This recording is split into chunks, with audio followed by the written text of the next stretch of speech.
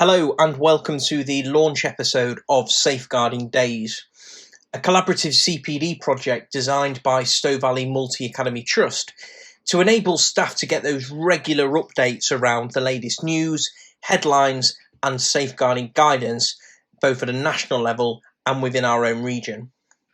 My name's Lewis Donald, I'm the Trust Safeguarding Manager at Stowe Valley Multi-Academy Trust, and I'm really pleased to be joined by Emily Konstantas, CEO of the Safeguarding Alliance and contributor to the Government's Education Select Committee within Parliament.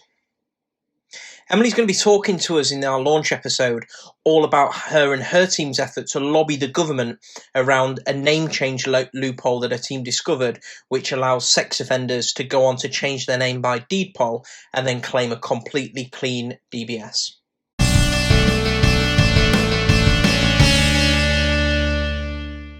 For those of you listening, Emily is spearheading a national campaign to fix a legal loophole that allows sex offenders to change their name using deed poll and go on to claim DBS certificates. Her campaign, Right to Know, caught the spotlight when Sky News backed the campaign and they launched their own headline piece shining the spotlight on Emily and her team at the Safeguarding Alliance's work. So what we'll do now is let's watch that video, get a bit of an understanding about what that loophole is and how it's come to light, and then we'll talk to Emily and gain a bit of an inside look into how her team worked out that there was a loophole and is going about lobbying the government to fix it. Sky News has discovered that hundreds of sex offenders are disappearing into our communities, disguising themselves from detection through a process that takes 15 minutes online. This little girl, Della, was abused by a man who moved into her house. At that time, in the early 1980s, his name was Terry Price. I was always dancing. I loved Top of the Pops, and I would always have, my mum had a little record player that I would take up to a room and play all the records and stuff. So you'd make it into a game of now you can start stripping off, taking your clothes off to the music and stuff. And I obviously had no idea what that was. So that's how it started. It just quickly progressed anyway, and it was full on rape. Yeah. And how old were you? 6. So he raped you when you were 6 years old? Yeah. Price was later convicted of raping someone else, and years later Della found the strength to go to the police about what happened to her. But it turned out Terry Price had changed his identity. The officer saying, "Oh, we think we've got Terry, but that's not his name anymore." Yeah. So, okay, so what's his name now? By that time, he changed it to Robert McEwen. Robert McEwen was also a convicted sex offender. Indeed, since abusing Della, Terry Price changed his name by deed poll 5 times, committing new offences with his new identities. Raising the question, what's the point of the sex offenders register if you can simply become someone else? How many other relationships has he had? How many other jobs has he been able to get around children? Here's how it works. First, complete your application online. It only takes a few minutes. It's advertised as ridiculously simple to do. Keep in mind you'll want them when changing your name with the DVLA, Passport Office, credit card providers, banks and more. The Safeguarding Alliance put in freedom of information requests to the 43 police forces of England and Wales about sex offenders using this deed poll service to change their names. Half of them returned no data, but from those that did, there were 1,349 sex offenders who'd notified the authorities of a name change. But then they asked how many sex offenders are missing. Only 16 forces provided data, but it amounted to more than 900 offenders, and many may have changed their names without informing authorities. When they change their name by deed poll, they essentially go under the radar of all authorities. They can obtain a new passport, they can obtain a new driving licence, and essentially they can erase their past. The Safeguarding Alliance asked the Disclosure and Barring Service how they guard against this. They replied, the DBS does not undertake any background checks regarding applicants changing their name by deed poll. So what then about laws put in place to allow people to check on the history of people you don't know, either working with children or a new boyfriend moving into your house? Claire's law, Sarah's law. You realise that they're actually redundant now. If you go and ask has Joe Blogg's got a history, no, he hasn't, because his name was Dave Jones yesterday. It makes a complete mockery of the legal system. It makes a complete mockery of everything, and actually it renders the law completely redundant. MP Robert Halfon wants this debated in Parliament, but got this answer. Crucially, the failure of a sex offender to tell police of a name change within 3 days is a criminal offence with a maximum prison sentence of 5 years. So although it may be easy for people to change their name, it is illegal and the penalty is quite severe. The crux of the matter is that the onus lies on the offender to tell the truth. And in actual matter of fact, it's a far lesser sentence for a failure to notify than it is for the crimes that they're committing. We've found dozens of cases where the names have changed, but the offenders and their crimes have been the same. Manipulative by nature, Della's attacker even changed his name again to disrupt her trial. She found out from her liaison officer. She phoned me on the afternoon and said, he hasn't been able to enter a plea. And I was like, what? What do you mean? Like, it's all set up. What do you mean? She said, he's changed his name. So he'd filled out a form online, In prison. Deepole changed his name, and now he can't enter a plea. Yeah.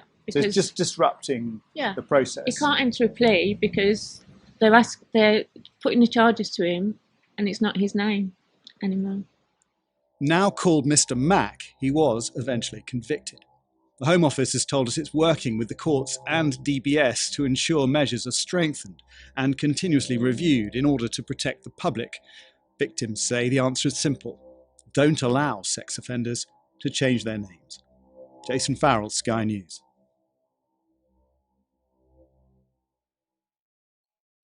And I'm really pleased to say that we're joined today by Emily Konstantas, the CEO of the Safeguarding Alliance.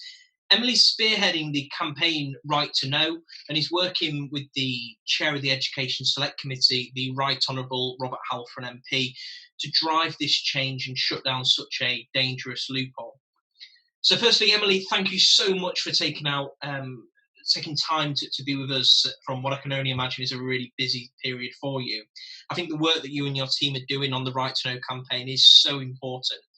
Would you be able to start by just giving us a little bit more about where your concerns in this area have grown from, the journey you and your team have been on, and how you've come about such a dangerous loophole in the law? Yes, of course. And firstly, Lewis, thank you ever so much for having me this evening as well. So really, this has been a journey over about a 4-year period. We initially first discovered this loophole through undertaking quite an in-depth safeguarding audit on a number of organisations. As part of this audit process, we really look into safer recruitment. And of course, when we're looking at safer recruitment, an element is actually how do you know who you are employing?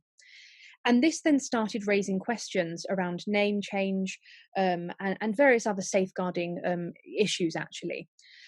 When we started looking into this, this loophole itself, first of all, to be honest, we couldn't actually believe it. We thought there is no way on this earth that such a serious safeguarding loophole could actually be allowed to happen. But the more we started looking into it, actually, it confirmed to us that this is a very serious loophole.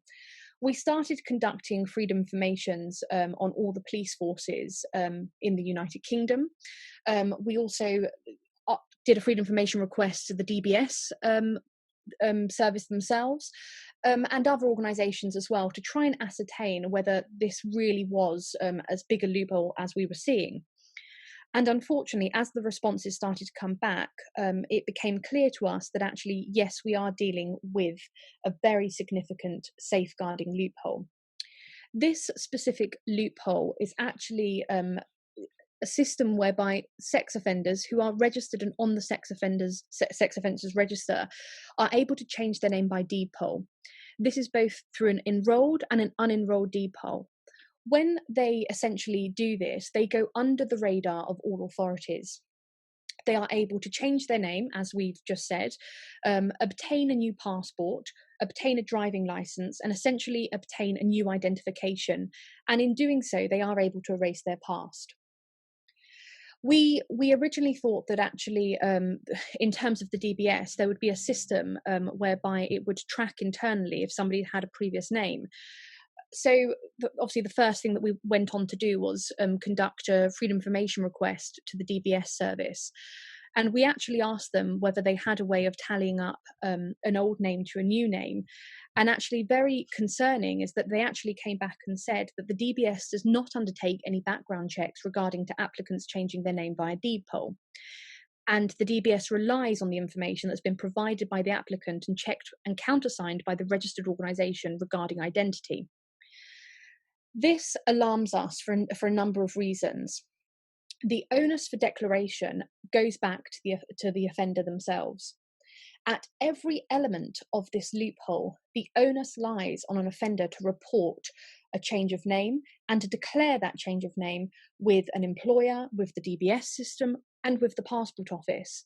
There is currently no internal flagging system that would flag up so for an employer to know that they are actually employing a sex offender. And this is a huge concern, and it puts, as you are aware, children and vulnerable adults at immediate risk of harm. But additionally to this, it actually causes a huge safeguarding issue for organisations in terms of reputational damage for no fault of their own. So this is really why we've begun this campaign, in order to try and change the law in terms of allowing registered sex offenders to change their name by deed poll. I think it's really important here to state that from a human rights perspective, we fully understand that everybody has a right to change their name.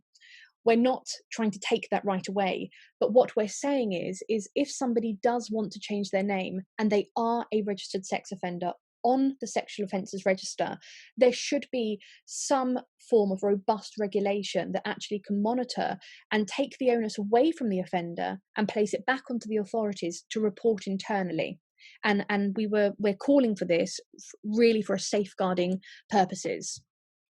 And I think actually where you just start to touch on there, that idea of it not necessarily just stopping when the name changes. And I think for me, that's where that real risk is that actually what we're saying there is that, if I've interpreted this right, is that offenders can live one life and then almost erase their past completely.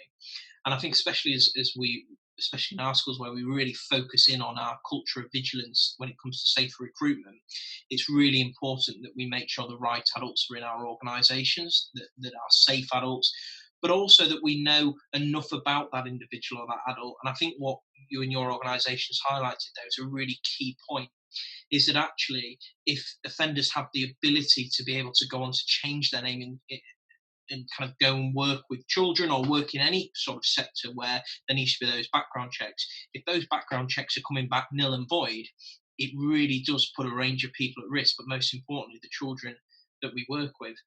Just on that, Emily, I noted in the video that we saw there from Sky News, Jacob Rees-Mogg, the leader of the House, made a comment around saying that actually there wasn't necessarily a need for a debate on this, because his view was that there is already a law in place that stops offenders from going on to change a name, and really drives home the importance of the onus has been on them to self-report that they've changed the name. Is that enough? Yes. So, okay, if we're looking at this, Jacob Rees-Mogg is referring to Section 84 of the Sexual Offences Act 2003, whereby a convicted sex offender must report a name change within 3 days to the authorities. And if they fail to do so, according to Section 91, subsection 2 of the same Act, they could face up to 5 years imprisonment. However, this legislation is being rendered redundant due to the lack of accountability, regulation, and enforceability. We have serious concerns around the effectiveness of both Sarah's law, Claire's law, Helen's law, whilst this loophole remains. And yes, although Robert Halfon did raise this in chambers to Jacob Rees-Mogg, and he called for an urgent debate, and I believe that was on the 17th of October, Jacob Rees-Mogg's response was, although it may be easy for sex offenders to change their name, it is illegal and the penalty is quite severe. Firstly, the Safeguarding Alliance do not feel that the potential penalty is a deterrent when it has been acknowledged that the name change process is easy for sex offenders who are on the sexual offences register. It is completely naive to place the onus on reporting onto offenders who already have a propensity to commit a crime. And if we're looking at the length of sentence, potentially a failure to notify could actually bring on, it's far less of a sentence than they would get for committing the crime itself. So one could argue that this actually is not a deterrent at all. So when you're kind of looking to address these loopholes that you've identified, what is it that yourself and the Safeguard Alliance are calling for from the government? Yes, Lewis. So essentially, we are calling for three things. Firstly, we are calling on to the government to publish immediately updated guidance for safeguarding and vetting procedures for organisations employing somebody who will work with children, young people, or vulnerable adults. It should become best practice that as part of the safe recruitment process, as we are checking for documentation such as passports and driving licence for proof of identification, we should also be cross-referencing these with a birth certificate. Because if somebody was able to produce a birth certificate, you could actually pick up whether there had been a name change. Now, I know some other stated this is not a concern, this is not a worry, because actually you cannot obtain a new passport with an unenrolled deed poll. This is categorically wrong, and we completely disagree. Page 18 of the passport form for change of name actually states that they will accept an unenrolled name change deed poll in order for one to obtain a new passport in a new name. So therefore, this is immediate concern, and you can take this to the passport office and get a new passport, essentially then getting a new form of identification. If an organisation, as part of their safer recruitment process, actually checked a birth certificate alongside other forms of identification, they would very easily be able to pick up whether that name has also been registered with the DBS in terms of police checks, and also looking at the prohibition from teaching checks as well. Because a school can only check with the evidence that they have in front of them. And if the evidence is not that would lead them to previous offences, they cannot do any more than they have in front of them. So that's really the first thing that we're calling for, is essentially immediate guidance and best practice in terms of checking birth certificates alongside other identification. The other second thing, Lewis, that we're calling for is that we need to have the replacement of the automatic right for a registered sex offender to change their name by deed poll and obtain new identification with unenrolled deed poll forms, which essentially allows them new identification. In other countries, registered sex offenders, if they want to make a name change, this has to be done through the courts, who will grant them the name change, but they will register it internally, which essentially will then create a flagging system whereby the court system will be able to report. You've spoken a lot there about the idea of safer recruitment and the importance of really thorough and robust safe recruitment checks, especially with new starters. What would you say, or what would your advice be to a DSL or a school leader, and what sort of things can they do to grow an additional level of vigilance, especially in this area?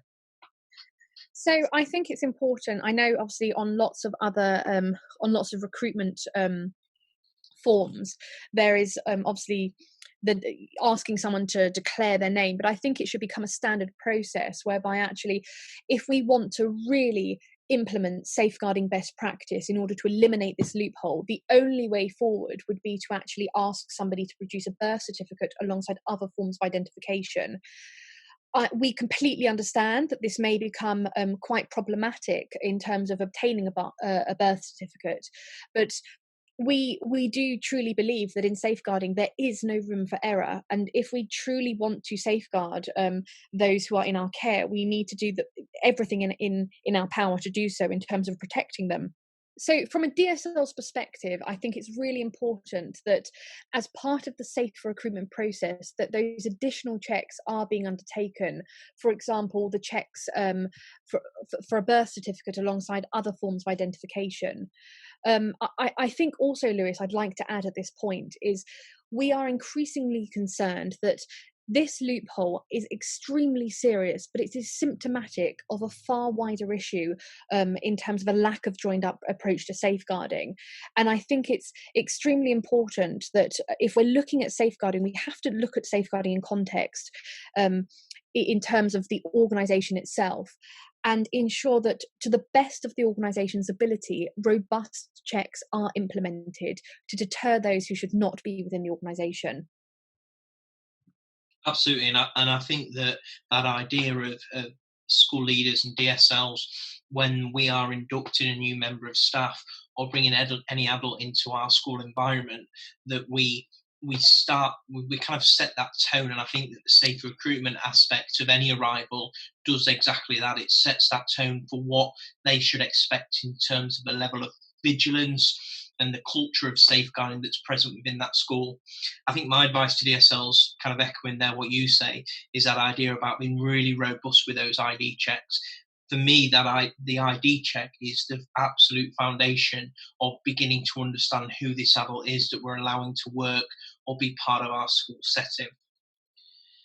In recognition that the Safeguarding Alliance is famous for its approach to supporting schools, leaders and young people in their understanding of and the way they support young people with their mental health, as we enter the exam results season, and we already know that this year is going to be different and the levels of anxiety amongst young people will be a lot higher, what would your kind of main whisper in your ear headline tip be to a DSL as they enter that hall, ready to meet and greet pupils who open the envelope and see their exam results for the first time?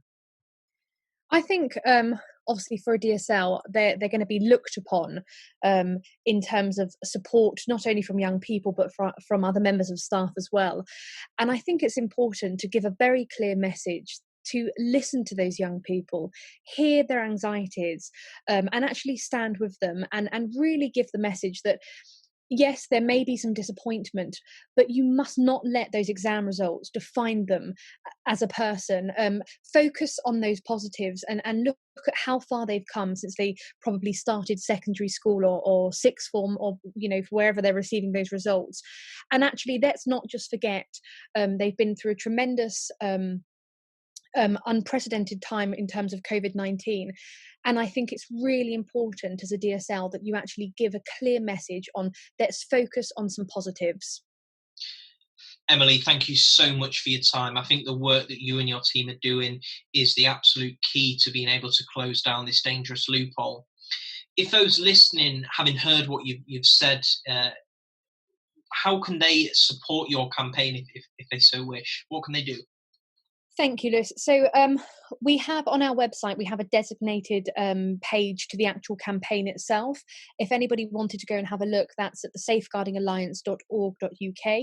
And actually we have a campaign, as I just said, a campaigns page on there.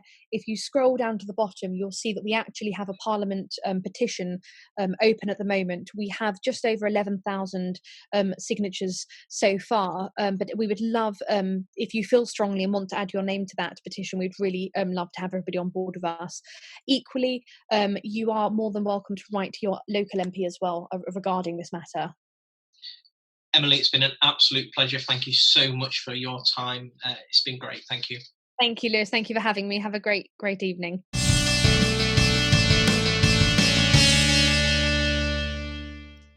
Well, I hope you found the first episode of Safeguarding Days enjoyable. A massive thank you to our guest, Emily Konstantas, for giving up her time to speak with us. And Safeguarding Days is now available for Stowe Valley staff to sign up to by visiting www.safeguardingdays.co.uk. Episode 1, which explores the case of a supply teacher imprisoned in North Yorkshire and the new changes to Part 4, the Managing Allegations section of Keeping Children Safe in Education 2020, is now online in the members area. And look out for Episode 2, which will drop out on the 1st of September, which is Keeping Children Safe in Education 2020, What's Changed. Thank you again for listening, and I will see you next time.